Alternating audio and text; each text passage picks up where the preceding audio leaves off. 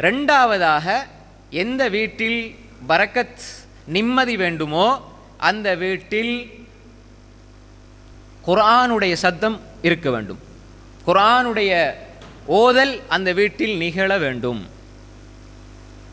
ரசூல் ஸல்லல்லாஹு அலைஹி வஸல்லம் சொன்னாங்க, இக்ரஉ சூரத்துல் பக்ரா ஃபஇன் அஹதஹா பரக்கா வ தர்கஹா ஹஸ்ரா லா தஸ்ததிஉல் பத்லா.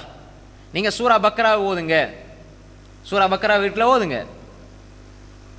ஃபஇன் அஹதஹா பரக்கா, அதை எடுப்பது பரக்கத். வ தர்கஹா ஹஸ்ரா, அதை விடுவது நஷ்டம், கைசேதம். அதை ஓதிக்கொண்டு வந்தால் லா தஸ்ததிஉல் பத்லா, அதை ஓதிக்கிட்டே வந்தால் வீணர்கள், செய்வினை, சூனியம், கண்ணீர் எதுவுமே அவர்களை பீடிக்காது, நெருங்காது என்று சொன்னார் ஸல்லல்லாஹு அலைஹி வஸல்லம். இந்த ஹதீஸ் சஹீஹ் முஸ்லிமில் வருது. கண்ணூர் இருக்குதா? இஸ்லாத்தில் இருக்குது. சூனியம் இருக்குதா? இருக்குது. இதெல்லாம் இஸ்லாத்தில் சொல்லப்பட்ட விஷயங்கள். ஆனால் இருக்குது என்பதனால நம்ம அதை செய்யணும், படிக்கணும், தெரிஞ்சுக்கணும் அப்படின்ட்டு இல்லை. 7 பெரும்பாவங்கள் சிறுக், அதுக்கப்புறம் சிஹர், சூனியம். சிறுக்குன்னு ஒன்று 7 பெரும்பாவத்தில் ஒன்று தானே. மக்கள் சிறுக்கு வைக்கிறாங்க, நாங்கள் வைக்கணுமா? அதுக்குண்டு இல்லாத ஒன்றை வைப்பாங்களா? இருக்க போய் தான் வைக்கிறேன். ஆனால் வைக்கிறது பெரும்பாவம், வைக்கிறது அது மாதிரி சீர் ஒன்று இருக்குது, அது செய்கிறது பெரும்பாவம், அதை படிக்கக்கூடாது. அப்போ எனவே யார் ஒரு மனிதன் இதை ஓதுவானோ, சூரா பக்ரா ஓதுவானோ, அவன் வீட்டில் பரக்கத் உண்டாகும். பரக்கத் ஏற்கனவே நான் சொன்னேன், ரிஸ்கில் பெரிய ரிஸ்க் என்ன? மன நிம்மதி. பரக்கத்தில் பெரிய பரக்கத், பரக்கத்தில் பரக்கத் என்றாலே அது பெருசுதான். பரக்கத்தில் மிகப்பெரிய பரக்கத் என்னண்டா வீட்டில் கிடைக்கிற நிம்மதி தான். ஒரு மனிதன் எங்கே வேலைக்கு போனாலும், எங்கே போயிருந்தாலும், அவன் கடைசியில் நிம்மதியை தேடி எங்கே வருவான்? ஒன்று வீட்டுக்கு, மனைவி வைக்கிற வீட்டுக்கு வருவான், அல்லது உம்மா அப்பா வைக்கிற இடத்துக்கு போவான். வேற எங்கே போவான்? ஒரு பெரிய ஒருத்தர் ஓடி வாராரு, இடையில மழை பெய்யுது, பெரிய நல்ல சூப்பர் மார்க்கெட் ஏசியெல்லாம் போட்டு இருக்குது, அதுக்குள்ளே போய்த்து நிற்கிறாரு, எட்டி எட்டி பார்ப்பார். ஆனால் வீட்டில் ஏசியும் இல்லை, வீட்டில் எல்லாம் கொசு தொல்லை. ஆனால் அவர் எட்டி எட்டி பார்த்துட்டே இருப்பார், எப்போ வெளியே வரண்டா. அவருக்கு ஏசி முக்கியமா வீடு முக்கியமாண்டா? இப்போ வீடு தான் முக்கியம். ஏன்னா அங்கே அவர் நிம்மதியை உணர்றாரு. இங்கே ஏசியில் கிடைக்காத நிம்மதி அங்கு தாயின் முகத்தை பார்ப்பதில் கிடைக்கிறது என்றால் இது பரக்கத். அன்புக்குரிய சகோதரிகளை, தாய்மார்களே, எனவே அந்த எண்ணங்கள் இடங்களை வைத்தல்ல வாரது. ரசூல் ஸல்லல்லாஹு அலைஹி வஸல்லம் சொன்னாங்க, ஓதுங்க, வீட்டில் குர்ஆன் ஓதுங்க. ஏன் பக்ரா சொன்னாங்க ஸல்லல்லாஹு அலைஹி வஸல்லம்? சூரா பக்ரா சூரா ஓதுங்க, வீட்டில் பரக்கத் உண்டாகும். இதில் நான் ஒரு செய்தியை விளங்கிக் கொள்றேன் என்றால், ஒரு மனிதன் பக்ராவோட நிறுத்தி கொள்ளன்ற அர்த்தம் இல்லை. பக்ரா ஓதுனா பரக்கத் உண்டாகும். ஆனால் அந்த பெரிய சூறாவை ஒரு மனிதன் ஓதுறான்டா என்ன? அதை சில பொழுது அவன் என்ன செய்யறான், விளங்கி தர்ஜமாவோட ஓத ஆரம்பிச்சான்டா அதில் சுவை இருக்குதானே. ஆல இம்ரானுக்குள்ளே கூட்டி போகும், ஆல இம்ரானுக்குள்ள அடை. அதுக்கப்புறம் என்ன இருக்குது? அதுக்கப்புறம் நிசாக்கு கூட்டி போகும், அதுக்கப்புறம் மாயிதா, அன்னா, மாரா, ஃபன்ஃபால், தௌபாண்டு அழைச்சிக்கிட்டே போகும். பாருங்கள், நீங்கள் குர்ஆன் எடுத்து பாருங்கள். நான் அலிஃப் லாம் மீம் ஜுஸு ஓதுறோம் தானே, அது தர்ஜமா வாசி பாருங்கள். அடுத்து சயகூலு, அதில் என்ன இருக்குது? தில்கர் ரசூல், அடுத்த ஜுஸில் என்ன இருக்குது? லந்தனாலு என்ன இருக்குது? வல் முஹ்சனாத் என்ன இருக்குது? லா யுஹிப்புல்லா என்ன இருக்குது? வைதா சமியு வலவ் அன்னனா காலல் மலவ் வஅலமு யாத்ததிரூன் வமா மின் தாப வமா பர்ரி ரபமா சுப்ஹானல்லதி கால அலம் இக்தரப கத் அஃப்லஹ வகால அல்லதீன அம்மன் ஹலக் உத்லு மா ஹுய வமை யக்னுத் வமா லியலா ஃபமன் அظلمு இலைஹி ரத்து ஹாமீம் கால ஃபமா கத் சமியல்லாஹ் தபாரக்கல்லதி அம்ம. அவ மினல் ஜின்னத்தி வன்னாஸ் வரை உங்களை இழுத்துக்கிட்டு போகும். பெரிய சூறாவை படிக்கிறதுலே அவர் கஷ்டப்படையில்லை, பெரிய சூறா ஓதுறதுலே அவர் டயர்ட் ஆகலைன்னு சொன்னால், அப்போ அந்த குர்ஆனுடைய சூழல் அங்கே உருவாக்கப்படும். ரசூலுல்லாஹ் சொன்னாங்க, இக்ரஉ சூரத்துல் பக்ரா, அதை ஓதுங்க, பரக்கத். அதை விட்டுட்டீங்கன்னா நஷ்டம் உண்டாயிரும். நஷ்டத்தில் மிகப்பெரிய நஷ்டம் என்ன தெரியுமா? மனசிற நிம்மதியை இழப்பது. உலகத்திலேயே ஒரு மனிதன் நிம்மதியை இழந்துட்டான் என்றால், உண்மையான மன அமைதியை இழந்துட்டான் என்றால், அதுதான் அவன் அடைகிற மிகப்பெரிய நஷ்டம். பாருங்க, அல்லாஹு தஆலா ஒரு மூமினுடைய உள்ளத்தில் கட்டுகளவு ஈமான், நல்லா விளங்கிக் கொள்ளுங்க, ஒரு மூமினுடைய உள்ளத்தில் கட்டுகள ஒரு சொட்டு ஈமான் இருந்தாலும் அல்லாஹ் அவனை பார்த்து என்ன சொல்ல தெரியுமா? குல் யா இபாதியல்லதீன அஸ்ரஃபூ அலா அன்ஃபுஸிஹிம் லா தக்னதூ மிர் ரஹ்மத்தில்லாஹ் இன்னல்லாஹ யக்ஃபிருذ ذுனூப ஜமீஆ. குல் யா இபாதியல்லதீன அஸ்ரஃபூ அலா அன்ஃபுஸிஹிம், தங்கள் மீது அளவு கடந்து அநியாயம் செஞ்சு பாவம் செய்த என்னுடைய அடியார்களே, லா தக்னது மிர் ரஹ்மத்தில்லாஹ், அல்லாஹ்வுடைய அருளிலிருந்து நிராசை அடைந்து விட வேண்டாம். இன்னல்லாஹ் யக்ஃபிரு துனூப ஜமீஆ, எல்லா பாவங்களையும் அல்லாஹ் மன்னிப்பான், அவன் மன்னிக்கக்கூடியவன், இரக்கமுடையவன் அல்லாஹ் சொல்றான். அப்ப இங்க அல்லாஹ் என்ன சொல்றான்? ஒரு முஃமின் ஒரு சொட்டு ஈமான் இருக்குது, நிறைய மலை போல பாவம் செஞ்சிருக்கிறான் என்றாலும் அவன் கூட அல்லாஹ்ட உதவி எனக்கு கிடைக்கும் என்பதில் நம்பிக்கை இழக்கக்கூடாது. நாங்கள் என்ன செய்யறது தெரியுமா? அதனால துணிஞ்சு பாவத்துக்குள்ள போயிடவும் கூடாது. அதாவது முரட்டுத்தனமா நினைச்சு நம்மளை ஏமாத்திக்கொள்ளவும் கூடாது. அதாவது மடத்தனமான தைரியம் இருக்கக்கூடாது. அதே நேரம் நிராசை வந்துடக்கூடாது. நிராசை அது காஃபிர்களுடைய பண்பு. இப்போ பாருங்க, நாங்கள் ஏதாவது ஒரு சின்ன தவறு செஞ்சிட்டோம், ஏதாவது குற்றங்குறை செஞ்சிட்டோம்டா, இன்றைக்கு அதிகமாக சின்ன சின்ன பாவங்கள் செஞ்ச உடனே ஷைத்தான் என்ன போடுவான்டா, நீ பாவி, ஒன்று அல்லாஹ் மன்னிக்க மாட்டான்னு ஷைத்தான் போடுவான். இது ஷைத்தான் வந்து நம்ம நினைப்போம் வந்து நம்ம பாவம் செஞ்சதுனால தான் இப்படி நம்ம நினைக்கிறோம் அப்படின்னு நம்ம என்ன செய்வோம், சரி காணுவோம், நம்மளை சரி காணுவோம். ஆனால் உண்மையிலே அது சரி காண்ற விடயம் அல்ல. நாங்கள் அதை சரியாக புரிந்து கொள்ள வேண்டிய விஷயம். ஷைத்தான் உங்களை பலவீனப்படுத்துவான். உங்களை பலவீனப்படுத்தி படுத்தி படுத்தி நான் தொழுதா என்ற தொழுகையெல்லாம் ஏற்றுக்கொள்வானா, நான் துவா கேட்டால் ஏற்றுக்கொள்வானான்னு சொல்லி உங்களை அல்லாஹ் விட்டு தூரமாக்கிடுவான். இது ஷைத்தான் உள்ளத்தில் போகிற சின்ன பாவத்தை செஞ்சாலும் பாவத்தை காட்டி இன்னும் பாவம் செய்ய வைப்பான். நம்ம என்ன நினைக்கணும்டால், என்ற உள்ளத்தில் கட்டுகளவு ஈமான் இருக்கிற வரையும் அல்லாஹ்ட உதவி எனக்கு இருக்குது அப்படி நாங்கள் நினைச்சோம்டா அல்லாஹ் அருள் செய்வான் என்பதில் நிராசை அடைய மாட்டோம். அல்லாஹ்வின் பக்கம் எடுத்து வைப்போம். அப்படி இல்லைண்டா பின்னுக்கு போவோம். ஷைத்தான் உங்களை வழிகெடுத்துட்டு போவான். லொஹர் அசர் மிஸ் ஆச்சு, அதுக்கப்புறம் மகரிப் இஷா மிஸ் ஆகும், அப்புறம் சுபு மிஸ் ஆகும், அதுக்கப்புறம் ஓதல், அப்படி எல்லாம் விடுபட்டு போயிடும். எனவே அன்புக்குரிய சகோதரிகளை, தாய்மார்களே, நாங்கள் தெளிவாக விளங்கிக் கொள்ளணும்.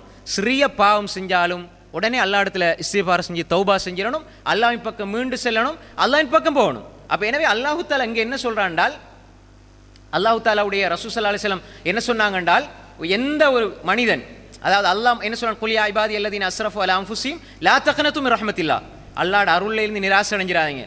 சின்ன சின்ன தவறுகள் நடக்குதுண்டா, பிள்ளைகள் சின்ன சின்ன தவறுகள் செய்யும், அது சர்வ சாதாரணமான விடயங்கள், தவறுகளை சொல்ல இல்லை, அந்த வயசுக்கு ஏற்ப அதை பெருசா நீங்க கற்பனை பண்ணி பெருசா நினைச்சு உங்களோட ஈமானுக்கு ஏற்ப உங்களோட வயசுக்கு ஏற்ப அவர்களை எல்லாம் அந்த பிள்ளை திருந்தாது, மாடு எரும மாடு அப்படின்னு சொல்லி அந்த பிள்ளைகளை சபித்து விடாதீர்கள். ஏன்னா அல்லாஹ் நீங்க எவ்வளவு பாவம் செஞ்சாலும் உங்களை அடியாண்டு தான் நல்லா கூப்பிடுறான். ஆனா நம்மளோட பிள்ளை எப்படி கூப்பிடுறோம்? எருமாடுன்னு கூப்பிடுறோம், அல்லது வேற ஏதாவது வார்த்தையை சொல்லி கூப்பிடுறோம். ஆனா நாங்க எவ்வளவு பாவம் செஞ்சாலும் அல்லாஹ் எங்களை என்ன சொல்றான், என்னுடைய அடியார்களே. அப்ப நாங்க இதை புரிந்து கொள்ள வேண்டும். எனவே அன்புக்குரிய சகோதரிகளே, தாய்மார்களே, எங்களோட வீட்டில் குர்ஆனுடைய சூழல் உருவாக வேண்டும். குர்ஆனுடைய சூழல் உருவாக வேண்டும். இது ரெண்டாவது விஷயம். மூன்றாவது, ஏற்கனவே நான் சொன்ன மாதிரி திக்ர். திக்ர் என்றால் என்ன? அல்லாஹ்ட சிந்தனை. நீங்க பாருங்க, சில தாய்மார்கள் பிள்ளைகளுக்கு ஆரம்பத்தில் இருந்தே தூங்கும்போது துவா படித்து கொடுப்பாங்க, காலையில் எழும்புற துவா சொல்லி கொடுப்பாங்க, அதே மாதிரி சாப்பிடும்போது துவா சொல்லி கொடுப்பாங்க. சஹீஹான துவாவை சொல்லி கொடுங்க. கொஞ்சம் நீங்கள் துவாக்களை ஓதுகிற நேரம் கொஞ்சம் குர்ஆன் சுன்னாவுடைய அறிஞர்கள்ட்ட கொஞ்சம் கேட்டு, உங்களுக்கு தெரிஞ்ச நம்பிக்கையான அறிஞர்கள்ட்ட கேட்டு அமல் செய்யுங்க. இன்றைக்கி வாட்ஸ்அப்பில் வருது, ஃபேஸ்புக்கில் வருது, நிறைய பேர் சும்மா அதை அமல் செய்கிறது. சில பொழுது அது ஆதாரமே இருக்காது. நீங்கள் இந்த தலப்பா கட்டியிருக்கிறாரு, 7 முழம் சுற்றி வச்சிருக்கிறாரு, நல்லா பார்க்குறதுக்கு சூரத்தாக இருக்கிறாரு, இவர் போய் பேசுவார்னு நினைக்காதீங்க. அப்படி இன்றைக்கு பல பேர், அல்லாஹ் பாதுகாத்தவர்களை தவிர, வாயை திறந்த போய் தான். அவங்க சொல்கிறது ரசூல்லாக்கே தெரியாது. ரசூல்லா சொன்னாங்க. எங்கே? புகாரிலையும் இல்லை, முஸ்லீம்லையும் இல்லை, திருமீதிலையும் இல்லை, ஹதீஸ் கிரந்தங்களில் இல்லை, ஆதரவுமான செய்திகள் இல்லை, எல்லாம் ரசூலுல்லாஹ். அன்புக்குரிய சகோதரிகளை, தாய்மார்களே, திக்ர் எங்களுக்கு தெரிஞ்ச ஆதாரபூர்வமான திக்ர். இப்போ உதவு செஞ்சுட்டு என்ன திக்ர் ஓதுறது? அது ஆதாரபூர்வமானது. அதே மாதிரி தொழுகை முடிஞ்சு என்ன ஓதுறது, தொழுகையில் என்ன ஓதுறது, அதே மாதிரி பாங்கு முடிஞ்சு என்ன ஓதுறது, தூங்கும்போது என்ன ஓதுறது, ஆதாரபூர்வமான துவாக்களை சொல்லிக் கொடுங்க. அது மாதிரி துவாக்கள், திக்ர்கள் இடையிடைய சந்தர்ப்பங்களில் சும்மா ஓதுறது, மனசில் கவலை வருது, துக்கம் வருதுண்டா என்ன துவா ஓதணும்? நல்ல கவலை வருது, மனசில் துன்பம் வருது, பிரச்சனையாக இருக்குது, லா இலாஹ இல்லா அன்த சுப்ஹானக இன்னி குன்து மினல் ஸாலிமீன். உங்களோட கவலை எந்த கவலையாக இருந்தாலும், அந்த நேரத்தில் எந்த பிரச்சனைன்னு நீங்கள் நினைக்கிறீங்களோ அந்த நேரத்தில் நீங்கள் இதை ஓதி ஓதி ஓதி இருந்தீங்கண்டா இன்ஷா அல்லாஹ், அல்லாஹுடைய வாதா, அல்லாஹ் குர்ஆனில் சொல்கிறான், உங்களோட கவலைகள் அப்படியே இல்லாமல் போகும். நீங்கள் கண்கூட பார்க்கலாம். அல்லாஹ் சொல்கிறான். இதுக்கு அதை விளங்கப்படுத்துறதுக்கு இப்போ நேரம் போதாது. யூனுஸ் அலைஹிஸ்ஸலாம் ஓதின அந்த தாவத்து தீனுன் அதை ஓதிட்டு லா இலாஹ இல்லா அன்த சுப்ஹானக இன்னி குன்து மினல் ஸாலிமீன் ஓதிட்டு நீங்கள் எதை கேட்டாலும் அல்லாஹ் தருவான், நம்பிக்கையோட. ஹஸ்புனல்லாஹு வ நிஅமல் வக்கீல். அப்போ இந்த திக்ர்களோட பழக்கப்படுத்தணும் பிள்ளைகளுக்கு. நல்ல வார்த்தையில், அதாவது நாங்கள் யாராவது உங்களுக்கு ஏதாவது தந்தா என்ன சொல்லணும், ஒருத்தர் தும்முனா என்ன சொல்லணும், யாரையும் பார்த்தா என்ன சொல்லணும், எல்லா திக்கிர்களோட அது சொல்லப்பட்டிருக்கு மார்க்கத்தில்ண்டா. ஏன் சொல்லப்பட்டிருக்கின்றா, அந்த சிந்தனை உள்ளத்தில் இருக்கணும். நாங்கள் யாருக்குமே இப்போ உதாரணமாக ஒருத்தவங்க தும்மிட்டு அல்ஹம்துலில்லாஹ்னு சொல்லும்போது நம்ம என்ன சொல்லுவோம், இர்ஹமுக்கல்லாஹ். அது அர்த்தம் என்ன, அல்லாஹ் உங்களுக்கு அருள் செய்யட்டும். சாதாரணமாக ஒரு மனிதன் தும்மினாலே நாங்கள் அல்லாஹ் உங்களுக்கு அருள் செய்யட்டும் என்று துவா செய்கிறோம்டா. நாங்கள் யாருக்காவது அநியாயம் செய்வோமா? இஸ்லாம் யாருக்காவது அநியாயம் செய்ய சொல்லுமா? இந்த ஒரு சின்ன விஷயம். அன்புக்குரிய சகோதரிகளை, தாய்மார்களே, இந்த ஒரு அடிப்படை நாங்கள் எடுத்துக்கொள்ளணும். திக்ர். 4வது, வீட்டுக்குள்ள சலாம் இருக்கணும். கணவன் வீட்டுக்குள்ளே வந்தாலும் சரி, மனைவி வீட்டுக்குள்ளே வந்தாலும் சரி, பிள்ளைகள் வந்தாலும் நிம்மதி வேண்டாம், சலாத்தோட ஆரம்பிங்க. வருவாங்க அஸ்ஸலாமு அலைக்கும்னு தான் வருவாங்க. பிள்ளைகளுக்கு நீங்கள் படிச்சு கொடுங்க. அனஸ் ரலியல்லாஹு அன்ஹு ரசூலுல்லாஹ் சொன்னாங்க, அனஸ் ரலியல்லாஹு அன்ஹு சொன்னாங்க, இதா தகல்த அஹ்லக சல்லிம் அலா அஹ்லிக். நீங்கள் வீட்டுக்குள்ளே போனால் சலாம் சொல்லுங்க. அதாவது யகுன் பரக்கத்தன் அலைக்க வாலா அஹ்லிக், அது உனக்கும் உன்னுடைய குடும்பத்துக்கும் பரக்கத்தாக அமையும் சொன்னாங்க. வீட்டுக்குள்ளே போகிற நேரம் அஸ்ஸலாமு அலைக்கும் வரஹ்மத்துல்லாஹி வபரகாத்துன்னு போங்க. வீட்டுக்குள்ளே பரக்கத்து உண்டாகும், நிம்மதி உண்டாகும். பரக்கத்தில் மிகப்பெரிய பரக்கத் வீட்டுக்குள்ளே நிம்மதி. எங்கட உள்ளம் அமைதி பெறும். நீங்கள் எங்கே பிரச்சனை இருந்தாலும் வீட்டுக்குள்ளே வந்தால் உள்ளம் அமைதி பெறுது தானே. இந்த உள்ளம் அமைதி வீட்டுக்குள்ளே கிடைக்கலண்டா வேற எங்கே கிடைக்கும்? வீட்டுக்குள்ளே அமைதி கிடைக்கலண்டா வேற எங்கே தான் கிடைக்கும் சொல்லுங்க பாப்போம்? அல்லாவுடைய மாளிகையிலே கிடைக்கும். எல்லா நேரம் அல்லாவுடைய மாளிகையில் இருக்கலுமா? ராவிக்கு வெளியே போகணும், கதவை மூடி அனுப்பி விட்ருவாங்க. அப்போ எங்கே வரணும்? வீட்டுக்கு தான் வரணும். அன்புக்குரிய சகோதரிகளே, தாய்மார்களே, சலாம். இப்போ நிறைய பேர் என்ன செய்வாங்க, காண்ட்ராக்கள் அஸ்லாம் அலைக்கும் அஸ்லாம் அலை அஸ்லாம் அலைக்கும் சொல்லுவாங்க. உலகத்துக்கு முழுக்க ஊருக்கெல்லாம் சலாம். வீட்டுக்குள்ளே வந்தால் ஃபோனை எடு, டீயை ஊற்று, கோப்பியை ஊற்றுன்னு வருவாங்க. பார்க்குறோமா இல்லையா? அப்போ உலகத்துக்கு சலாத்தை கொடுக்குறோம், வீட்டுக்கு சலாத்தை கொடுக்க இல்லை. சலாத்தை, சாந்தியை, சமாதானத்தை, நிம்மதியை வீட்டில் இருந்து ஆரம்பிக்கணும். நீங்கள் உங்களோட பிள்ளைகளுக்கு சொல்லுங்கள், ஸ்கூல் முடிஞ்சு பிள்ளை வருதா அஸ்ஸலாமு அலைக்கும் சொல்லிட்டு வாங்க. உங்களோட கணவனுக்கு சொல்லிக் கொடுங்க, மனைவியா நீங்கள் செயல்படுத்துங்க, உங்களோட பிள்ளைகளுக்கு சொல்லிக் கொடுங்க. சலாம் எப்பயும் அதில் அர்த்தம் என்ன தெரியுமா? அஸ்ஸலாமு அலைக்கும் வரஹ்மத்துல்லாஹி வபரகாத்து நீங்கள் சொல்லும் பொழுது உங்களுக்கு சாந்தி உண்டாகட்டும் என்று நீங்கள் சொல்கிறீங்கண்டா. கணவன் மனைவியை பார்த்து, மனைவி கணவனை பார்த்து இது சொல்லும் பொழுது உண்மையில் இது ஒரு மிகப்பெரிய துவா. நீங்கள் உங்களோட தாயை பார்த்து அஸ்ஸலாமு அலைக்கும்னு சொல்லிங்கடா, என் தாய்க்கு அல்லாஹுடைய சாந்தி உண்டாகட்டும், என் தந்தைக்கு அல்லாஹ்வுடைய சாந்தி உண்டாகட்டும். நீங்கள் இஸ்லாம் எப்படி சொல்லி தருது? நீ எவ்வளோ பெரிய எதிரியை சந்திச்சாலும் சலாத்தை சொல்லுண்டா. நண்பனுக்கு அநியாயம் செய்ய சொல்லுமா? பக்கத்து வீட்டுக்காரனுக்கு அநியாயம் செய்ய சொல்லுமா? உம்மாக்கு அநியாயம் செய்ய சொல்லுமா? பாப்பாக்கு அநியாயம் செய்ய சொல்லுமா? நீங்கள் ஒரு எதிரியை கண்டா கூட அஸ்ஸலாமு அலைக்கும்னு பேச்ச ஆரம்பிங்க. அப்படின்னா உனக்கு சாந்தி உண்டாகட்டுண்டு. எதிரிக்கே சலாத்தை இஸ்லாம் கொடுக்குதுண்டா, சொந்த தாய்க்கு அநியாயம் செய்ய சொல்லுமா? சொந்த வீட்டில் அநியாயம் செய்ய சொல்லுமா? அப்போ எனவே சலாம் என்பது, திக்ர் என்பது வீட்டுக்குள் இருந்தால் வீட்டில் நிம்மதி உண்டாகும். அதே போன்றுதான் அடுத்தது இஸ்திக்ஃபார் வத்தௌபா. இஸ்திக்ஃபார் என்பது, இஸ்திக்ஃபார் தௌபா என்பது, இஸ்திக்ஃபார்ண்டா என்ன? நாளாந்தம் நம்ம செய்கிற இஸ்திக்ஃபார்கள். இப்போ நாளாந்தம் செய்கிற இஸ்திக்ஃபார் நிறைய இருக்குது. அஸ்தக்ஃபிருல்லாஹ் அல்லதி லா இலாஹ இல்லல்லாஹுல் ஹய்யுல் கய்யூம் வ அத்தூபு இலைஹ். இது அதாவது ஒரு யுத்த காலத்துக்கு போய் அதுலேருந்து புறமுதுகு காட்டி ஓடி வந்தாலும், அப்படிப்பட்ட பாவமாக இருந்தாலும் இந்த திக்ர் மன்னிக்கும். அல்லாஹ் அப்படி ஒரு சக்தியை இது கொடுத்திருக்கேன். ரசூலுல்லாஹ் சொன்னாங்க ஸல்லல்லாஹு அலைஹி வஸல்லம். அப்போ அது பெரும்பாவத்தில் ஒன்று, பெரும்பாவத்தில் ஒன்று. அப்போ அப்படிப்பட்ட பாவங்களை மன்னிக்கக்கூடிய இஸ்திக்ஃபார், இப்படி நிறைய இஸ்திக்ஃபார் இருக்குது. ரசூலுல்லாஹ் சொன்னாங்க, நான் இஸ்திக்ஃபார் செய்கிறேன், ஒரு நாளைக்கு 70 விடுத்தம் செய்கிறேன், இன்னொரு ரிவாயத்தில் 100 விடுத்தம் செய்கிறேன், தௌபாவும் செய்கிறேன். நாங்கள் இஸ்திக்ஃபார் என்பது வாயால் நம்ம சொல்கிற இஸ்திக்ஃபார், உணர்ந்து சொல்லணும். அல்லாஹ் இடத்துல இஸ்திக்ஃபார், அஸ்தக்ஃபிருல்லாஹ் அஸ்தக்ஃபிருல்லாஹ். தொழுக முடிஞ்சு என்ன செய்கிறோம்? பாவம் செஞ்சது பாவமா? தொழுக முடிஞ்சு அஸ்தக்ஃபிருல்லாஹ் அஸ்தக்ஃபிருல்லாஹ்னு சொல்கிறோம், செஞ்சது பாவமா? தொழுது முடிஞ்சாலும் யா அல்லாஹ் இந்த தொழுகையில் சில தவறுகள் வந்திருக்கலாம், எனவே என்ன மன்னிச்சிரு யா அல்லாஹ். இஸ்திக்ஃபாரோடு வாழணும். فَقُلْتُ اسْتَغْفِرُوا رَبَّكُمْ إِنَّهُ كَانَ غَفَّارًا يُرْسِلِ السَّمَاءَ عَلَيْكُمْ مِدْرَارًا وَيُمْدِدُكُمْ بِأَمْوَالٍ وَبَنِينَ وَيَجْعَلْ لَكُمْ جَنَّاتٍ وَيَجْعَلْ لَكُمْ أَنْهَارًا. சூரா நூஹ்ல நூஹ் அலைஹிஸ்ஸலாம் சொல்லத் அல்லாஹ் சொல்கிறான், ஃபகுல்து நான் சொன்னேன், இஸ்தக்ஃபிரு ரப்பக்கும். அல்லாஹ் குர்ஆன்ல சொல்றான், இஸ்தக்ஃபிரு ரப்பக்கும், நீங்க இஸ்திக்ஃபார் செய்யுங்க, இன்னஹு கான கஃபாரா, உங்களோட பாவங்கள் மன்னிக்கப்படும்.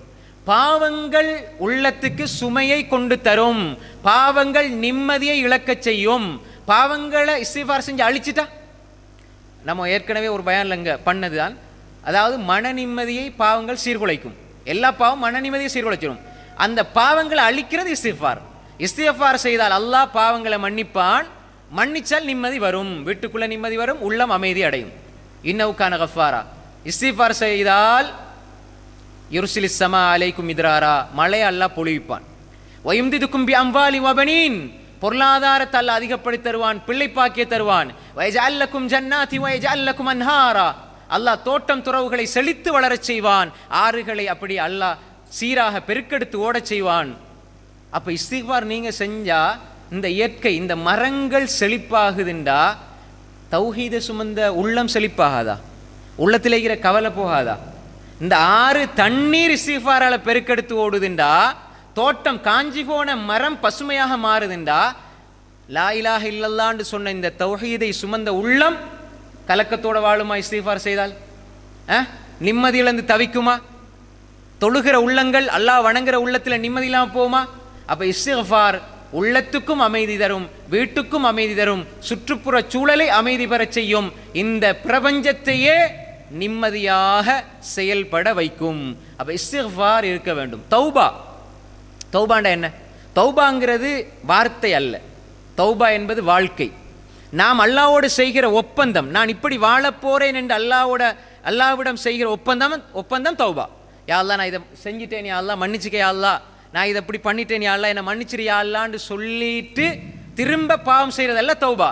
நான் இதை செய்தேன், உணர்கிறேன், மன்றாடுகிறேன், யா அல்லாஹ் நான் அழுது புலம்பி உன்னிடம் கெஞ்சுகிறேன், கதறுகிறேன், இதன் பின்னால் இந்த தவறை நான் செய்ய மாட்டேன் என்ற ஒரு ஒப்பந்தத்தை நீங்கள் கொடுத்து விட்டு அந்த பாவத்தை திரும்பி பார்க்காமல் நீங்கள் பயணிக்கிற அந்த வாழ்க்கை தான் தௌபாவே தவிர நீங்க செய்கிற சொல்ற வார்த்தை அல்ல.